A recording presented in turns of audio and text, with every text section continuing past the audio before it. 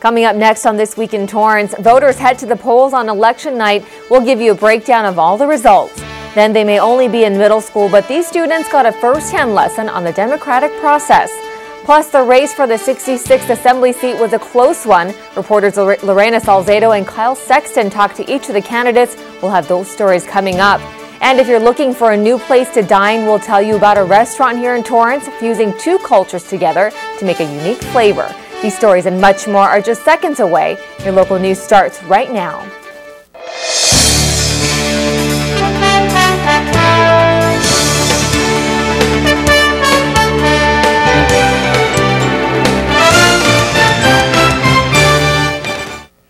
Hello everyone and welcome to This Week in Torrance. I'm Jin Chun. Thanks for joining us. Here are your top stories. 4 more years for President Barack Obama. The 44th President of the United States was re-elected back into office. Obama received more than 60 million popular votes and 303 electoral votes against opponent Mitt Romney, who received nearly 58 million votes and 206 electoral votes. Here locally, Democratic Representative Henry Waxman received 53.7% of the votes against Bill Bloomfield. Waxman will represent the newly formed 33rd Congressional District, which includes Malibu, West Los Angeles, and the coastal South Bay. Democratic Representative Janice Hahn defeated Laura Richardson with 60% of the vote for the newly formed 44th Congressional District. This includes San Pedro and North Long Beach into Carson, Compton, Linwood, Southgate, and parts of Los Angeles. State Senator Rod Wright will be back for a second term in the 35th District. He received more than 76.6% of the vote against challenger Charlotte Svolos. The district includes the eastern half of Torrance, as well as San Pedro, Carson, Hawthorne, Lawndale, Gardena, Inglewood, Lenox, and the unincorporated West Carson area.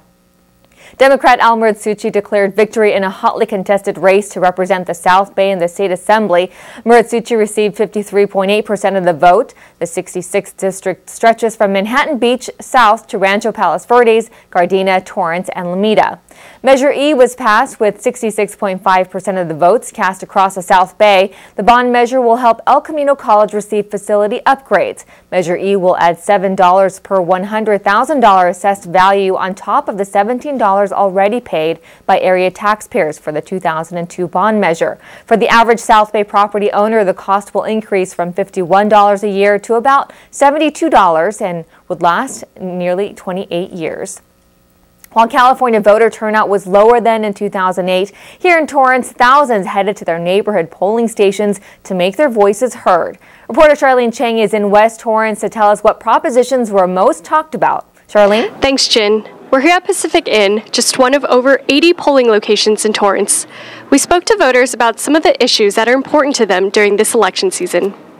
The Torrance City Council met on October 9th to make their official recommendations opposing Propositions 31, 34, and 36, as well as in support of Proposition 35 and Measure E. Voters heading to the polls had their minds on other hot topics, particularly Propositions 30 and 38. I was glad that there was something on the ballot for increase in taxes again because I'm a mother and I care about education, and we really got to put money back into our schools. Our future is our children, and we need to make sure they're healthy and they're educated, and so our future has a future. Propositions 30 and 38 were both designed to fund education through income taxes. While the Torrance City Council did not take a position on these measures, voters were on both sides of the issue. I don't think it's really the American way to tax somebody if they earned over $250,000, for the year. They earned it. They should not be penalized for that. For the local community, Measure E also asked voters to take a stance on education, with a proposed bond to upgrade the facilities at El Camino Community College. While Measure E had full support from the Torrance City Council, voters, including parent Gary Motzke, were torn on their decisions. I never went to a junior college. My daughters aren't going to community colleges. So it's important, but it doesn't affect me and my family directly. It's a community college, and it's a choice for a lot of kids. That's the only choice they have to get started. So, we can't put our heads in the sand and say, hey, we can't help the schools. Another controversial issue this election season was Proposition 37, which proposed mandatory labeling on genetically engineered foods. I've always believed in eating organically, and nowadays with our technology and hormones and things that can be injected into food, I think it's really important, especially as people are getting older, just to know what we're eating, what's actually being put into that. If you're a concerned consumer, you will know what you want to buy, and putting extra money for funding to label, I don't see it. With almost 89,000 registered voters in Torrance, it's great to see so many of them out at the polling places making their voices heard. For CitiCABLE 3, I'm Charlene Chang. Thanks, Charlene. Of the propositions the Torrance City Council members took a stance on, Prop 31, which establishes a 2-year state budget, and Prop 34, which repeals the death penalty, replacing it with life in prison, both did not pass, while Proposition 35, which increases prison sentences and fines for human trafficking convictions, and Prop 36, which would change the law to impose life sentences when new felony convictions are serious or violent, both passed. To get the latest on all of your election results, log on to vote.sos.ca. The race for the 66th Assembly seat was a close one. Reporters Lorena Salcedo and Kyle Sexton are out in the field to bring us the latest. Let's go out to Lorena Salcedo and see how Democratic Representative Al Murthucci and his supporters are celebrating this momentous victory. Thanks, Jin. The 66th district was certainly a very close race. I'm here with the Torrance Democrats at the Miyako Hotel as they celebrate a great win on behalf of the Al Murthucci campaign. Volunteers, supporters, and family gathered in huge numbers to support Al Murthucci's big win. Voting turnout was high in some areas, so we were a little concerned about ballots running out, but luckily the county was there, stepped up, we were able to meet the goals. And so they achieved victory over the 66th district. This heated race was one of the few swing districts in California. This is the map of the 66th Assembly District, which encompasses the entire Palos Verdes Peninsula, the beach cities of Redondo, Hermosa, and Manhattan, the heart of the district of the city of Torrance, Gardena, Lomita, and the unincorporated areas of Harbor Gateway and El Camino Village in West Carson. Harbor Gateway and Harbor City are parts of the city of LA. The 66th district election was also key for the Democrats in gaining a supermajority in the Assembly, giving them the authority to pass tax increases and other measures without a Republican vote. But the battle wasn't easy. The nature of the district puts us at a razor-thin margin with the other candidates. So a lot of money and time was invested in this area to get out the vote. Because of your help, because of what you've done, we're going to be calling Al Murthucci the Assembly Member-elect.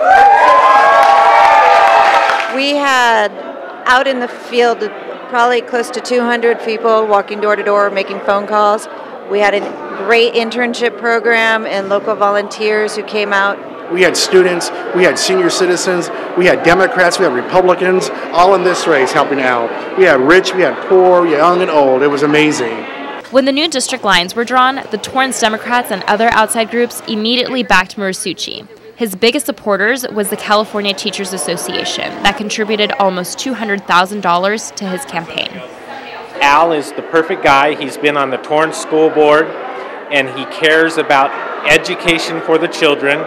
He cares about jobs for our community, and he cares about the environment that we all live in here. Murthucci led his opponent, Craig Huey, by 53.8% to 46.2%.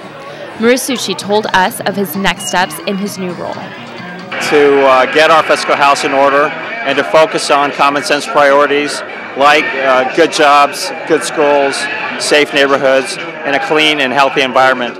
Murthucci is eager to bring a moderate point of view and says that he will use bipartisan efforts to help implement his strategies.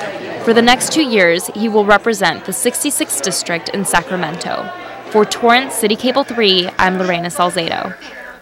Thanks, Lorena. Now, across town, opponent Craig Huey and his supporters had a celebration of their own despite their loss. Kyle Sexton is there to tell us more. Kyle? Thanks, Jin. We're here at Buffalo Wild Wings. I got about 100 Craig Huey supporters behind me here. We got a bunch of campaign members back here and people from the community who just came out all in support for Huey and just a really good effort that he put into this match. It was a long and busy day for Huey supporters who started their morning campaigning as early as 6:30 a.m., making phone calls to the community to inspire votes. I'm just calling to remind you that you still have a chance to vote tonight. The race between Huey and Marisucci was a heated one, as the winner of the 66th Assembly seat would take on some big issues at the Capitol. This race has a lot of big implications for the future of California. Sort of lost among the hoopla of the presidential race is the fact that the California state legislature is currently positioned to potentially give a supermajority to Democrats, both in the state Senate and the state Assembly. First-time campaign manager Mason Herron stressed the importance of a Craig Huey win in order to keep the Republican viewpoint alive in the state legislature. When it comes to the two-thirds supermajority, basically what it would allow the Democrats to do if they had all those votes, which they would if Al Marisucci is elected, is they could raise any tax, override any governor's veto, and bypass legislative rules and deadlines. If elected, Huey would have had a chance to reduce taxes, fees, and regulations in order to bring businesses back to California and create more jobs. Herron and other supporters ended up at Buffalo Wild Wings to celebrate their hard work, and even with the loss to Al Marisucci, Huey was grateful for the dedicated staff and group of volunteers who believed in him. It's been awesome. It's been awesome. And Huey already knows his next move. I have had a great career as a small business owner in Torrance for 35 years. I'll go back, continue on with what I'm doing. I love what I'm doing. After speaking with Craig Huey, he's really just looking forward to getting right back to work after a good night's sleep and helping the community in any way he can. From Buffalo Wild Wings at the Del Amo Shopping Center, I'm Kyle Sexton, CitiCABLE 3. Thanks, Kyle. Local businesses made the most of the election season. Reporter Chia Kobayashi is at a very popular bakery in Torrance to tell us more. Chia? Thanks, Jin. Today I'm here in downtown Torrance at the Torrance Bakery, and as you can see, the election excitement has reached its peak over here. Now, behind this glass case, we see some President Barack Obama and Mitt Romney cookies, and it seems to have been a customer favorite since it is election season. And the customers are also able to enjoy some red cupcakes for Republican Mitt Romney and blue cupcakes for President Barack Obama for the Democrats. Now, Obama seems to be sold out right now, but hopefully they'll be able to restock very soon. As we look at the cookie counter, 3,296 President Barack Obama cookies have been sold as of yesterday, 1:30, and Mitt Romney with 2,014. Now, 4 years ago, Torrance Bakery also made president cookies for the election, and they also made vice presidential candidate cookies as well. Now, the race for the White House is nothing compared to the cookie battle going on here at Torrance Bakery. Reporting from downtown Torrance, this is Chia Kobayashi. Young voters also got the opportunity to take part in the democratic process, practicing for the 2016 elections. Lorena Salcedo is at a nearby school to tell us more. Students at First Lutheran got the opportunity to vote today. They were able to sign in, then they walked over here and grabbed a blank ballot. Thanks. Made their selection here for president, and walk their ballot over to the ballot box. It's active learning, and that's important for kids. The mock election was for 5th through 8th graders only and was held in Mrs. Totosian's classroom. Students were required to register 2 weeks before Election Day. About 85% of the students chose to register to vote, and then those, of course, were the ones who were allowed to go ahead and vote. This is a huge turnout compared to less than 60% of voter turnout in the U.S. Students at First Lutheran expressed their feelings about voting. It's a privilege that our country gets. Not everyone gets this thing, so I think it's important that we actually do what we worked for. Everybody should vote because one vote could change the whole election. So I think that we have a democracy, so we get to say. So I think that everybody should. The students believe it's crucial to make an educated vote, so they took it upon themselves to do some extra legwork beyond the classroom. I watched the presidential debates also, and I also talked about it with my parents because they had the voting booklet, and so I looked at that, and I just was looking at the point of view from each president and decided which one I agree most with.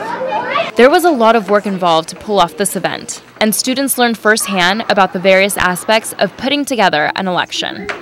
An election is a lot more work than just like filling in who you want. You have to like advertise and then set up the classroom, and it took time. We would go to each classroom and hold up signs with like Obama, Romney, vote, stuff like that. We made all the signs for each 7th through 8th grade classroom, and we decorated the balcony like what we said, and we did a ballot box so they would put their vote inside so it looks more professional, I guess. This mock election was created to give kids multiple levels of learning and understanding. bringing to their attention the importance of the election and how the process works, I think is going to encourage them to feel confident to get more involved in it as they get old enough to vote. I just learned like how it actually works, and I just think it's a great experience for all of the kids because we're going to be doing this the next presidential election, our 8th grade classes. And I just think this was a warm-up to what's coming when we get older. And if you're curious what the results were here at First Lutheran, intermediate and middle school students gave 49% of the votes to Romney, 47% went to Obama, and 4% went to other candidates. For This Week in Torrance, I'm Lorena Salzedo.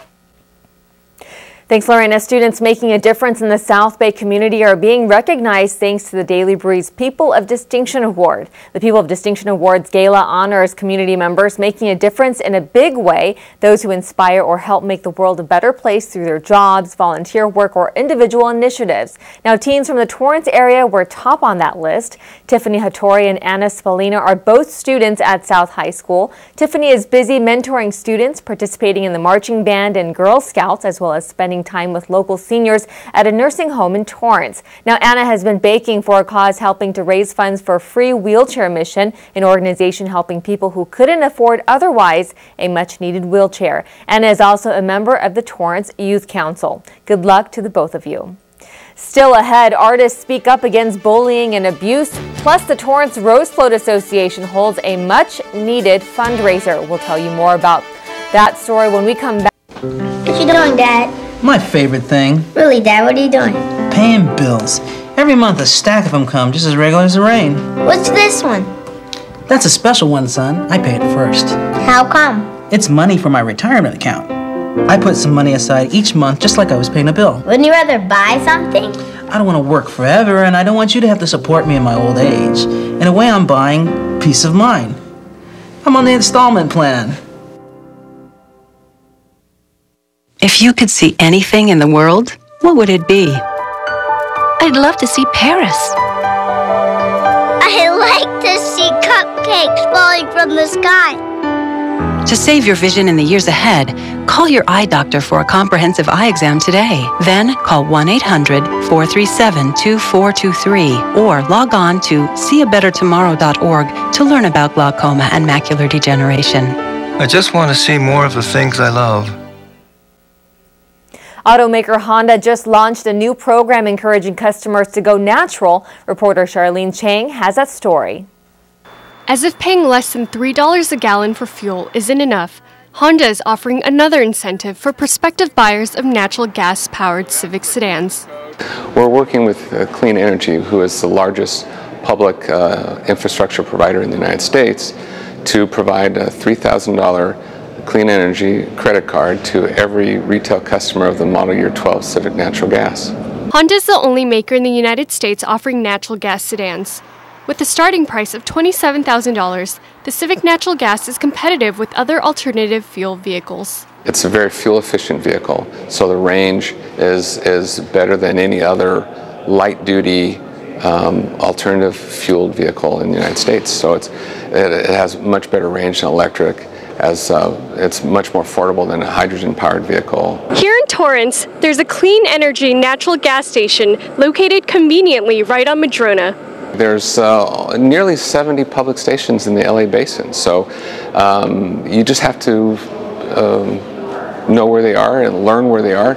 In fact, the Model Year 12 Civic Natural Gas for the very first time offers navigation system, and our navigation system is pre-populated with CNG stations. Even before the incentive program, the Civic Natural Gas had already gathered a satisfied fan base. My dad bought it for when he was traveling for work a lot to Riverside, so he could take the carpool lane himself and be saving a lot more money on gas. In order to be eligible for the gas card, buyers must purchase their Civic by the end of the year. For This Week in Torrance, I'm Charlene Chang. Thanks, Charlene. For more information about Honda's natural gas-powered Civic, go to world.honda.com/natural gas. The community welcomed local artists in their effort against bullying and abuse. Kyle Sexton tells us more. Art spoke volumes at a recent fundraising event designed to bring awareness to bullying and abuse. Art Speaks featured donated art pieces by various artists from the county for silent auction, all proceeds going to the Good Shepherd Shelter for abused women and children. You're gonna come. I know, I just feel like it. Among the many who support the cause, this event hit close to home for some. I myself got out of an abusive relationship 2.5 years ago, and so it's been my mission to promote healthy relationships. Chang is just one of many able to speak out against abuse. She and her friend Diana Ho decided to take their ideas and personal experiences into action, providing an opportunity for artists to express themselves in order to help a good cause. I've been an artist my whole entire life, and I want people to just have their creative spirits show and not succumb to the pressure of society, which abuse and bullying does to an individual. The community was provided with information on different types of abuse and how to help those in danger. They were also able to bid on their favorite artistic pieces such as paintings, jewelry, books, and more. And those are my shoes. You can write your size if you like my shoes. No, I am. Advocates like Ho and Chang hope their experiences and passion inspires others to bring awareness to abuse and bullying. For This Week in Torrance, I'm Kyle Sexton. Thanks, Kyle. Diana Ho and Justine Chang are planning more events for the future to raise awareness against abuse. To learn more about their cause, go to lovejustine.com. Another organization working hard to raise much-needed funds were hard at work entertaining guests at a recent fundraiser. With the Tournament of Roses parade less than 2 months away, members of the Torrance Rose Float Association held a fundraiser at the Torrance Women's Club. The event featured dinner as well as live entertainment and auction items. The association hopes to raise enough funds to continue participation in the annual New Year's Day tradition. Going forward, it's getting the word out. It's letting people know that we want to have the float, we want to continue the tradition, and we would love for the community to step up and help us out. For more information on the Torrance Rose Float Association and how you can help, go online to torrancerosefloat.com.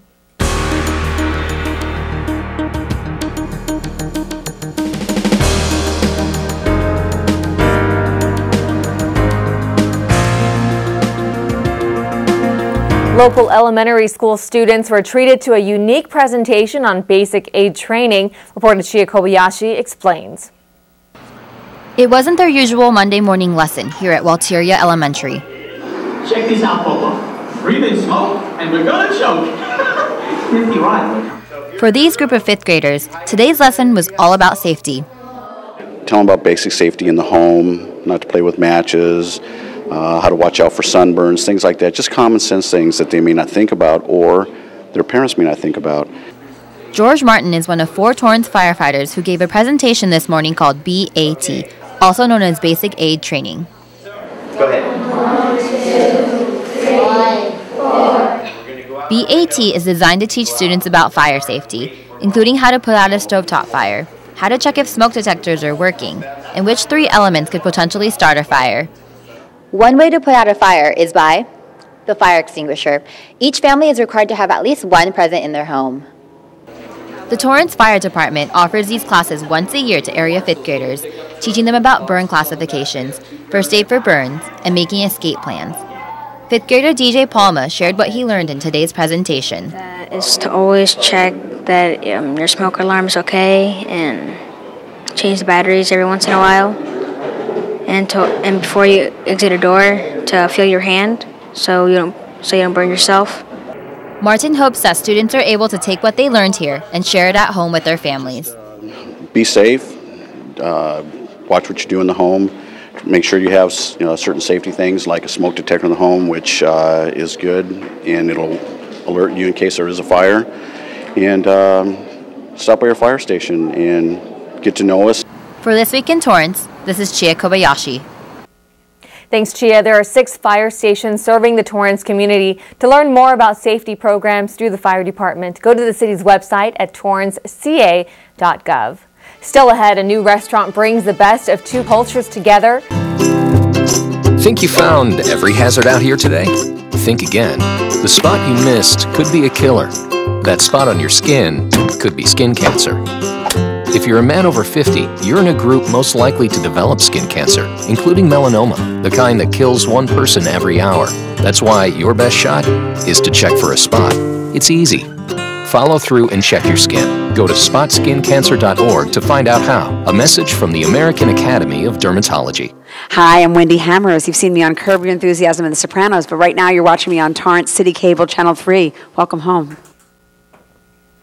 Welcome back. There's a great workshop for those living with a family member battling dementia or Alzheimer's disease. The local Home Instead Senior Care Office is offering a free educational workshop to Torrance and South Bay residents. The workshop takes place on November 26th, December 3rd, 10th, and the 17th at Active RX. Now that's located on 3858 West Carson Street, Suite 121 in Torrance. For more information, call 542-0563.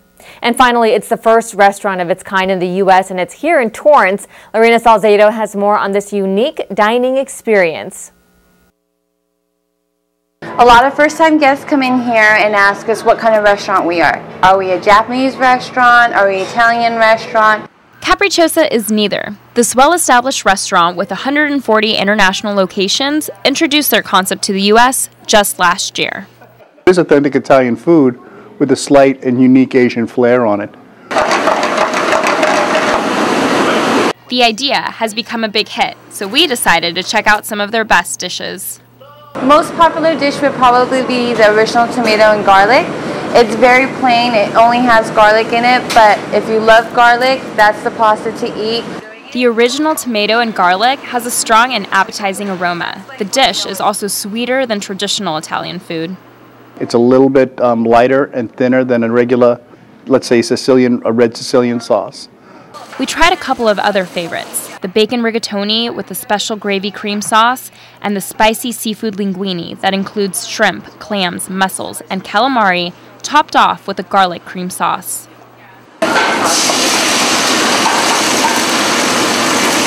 Dishes are served in two sizes, individual or family size, which is double the portion. Prices range from $9.50 to $13.50 for individual plates and $17.25 to $24.50 for family size. Most guests choose to eat family style. We asked these regulars what they like most. We love the Japanese culture and the Japanese cuisine, and it's a nice little twist with the Italian cuisine. So yeah, we just been like supporters ever since. Come here with an open mind to these new flavors, and you're sure to enjoy your experience. But just remember one thing. Don't forget to finish with some dessert. The tiramisu is a house must-have. It's the perfect way to complete your meal. For This Week in Torrance, I'm Lorena Salcedo. Thanks, Lorena. Capricciosa is located at 24301 Crenshaw Boulevard. They're open for lunch and dinner every day. And that's going to do it for us on This Week in Torrance. I'm Jin Chun. If you've missed any portion of our show, you can catch us again at 11 a.m. and 6 p.m. Thanks for joining us, and we'll see you next time.